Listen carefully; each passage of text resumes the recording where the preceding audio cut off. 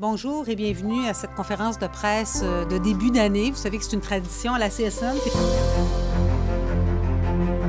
Un moment privilégié pour regarder ce qui s'est passé dans l'actualité syndicale la dernière année et jeter un coup d'œil sur ce qui s'annonce.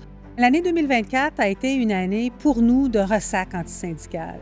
Beaucoup de lock-out, 3 fois plus que l'année d'avant, beaucoup de recours aux briseurs de grève, et on a les jugements du tribunal administratif du travail pour nous le prouver, beaucoup de manœuvres antisyndicales, par exemple des caméras qui filment des gens devant le bureau du syndicat, des vidéos qu'on fait pour contrer le syndicat, des manœuvres antisyndicales, et ça, encore une fois, avec des jugements du tribunal administratif du travail.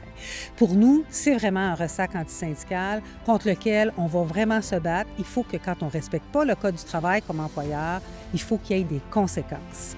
L'autre chose qu'on a vu, c'est les gouvernements, à la fois au fédéral et au provincial, utiliser des parties du Code du travail pour mettre fin à des conflits. Le champion toute catégorie, le nouveau ministre du Travail, McKinnon, au fédéral, et on a vu le ministre Boulay au provincial dire « Ah, ce qui se passe au fédéral, ça pourrait m'amener à changer le Code québécois. » Alors là, non, vous allez trouver la CSN sur votre chemin parce que le droit de grève, c'est un droit qui est prévu par des jugements de la Cour suprême du Canada.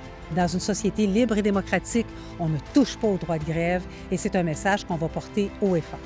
Évidemment, il y a des négos qui s'en viennent cette année. Je pense au CPE, les organismes gouvernementaux. C'est pas fini du côté des agents correctionnels et des agents de la paix au niveau provincial, les paramédics, Amazon qu'il ne faut pas lâcher, la ronde de l'hôtellerie n'est pas terminée.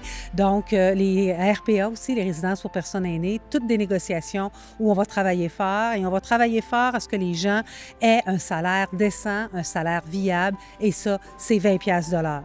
On n'oublie pas ce qui se passe au point de vue politique. Les conservateurs, on va se le dire, c'est jamais l'ami des syndicats et encore moins l'ami des travailleurs et des travailleuses. On va être là pour mettre de l'avant nos valeurs et nos droits.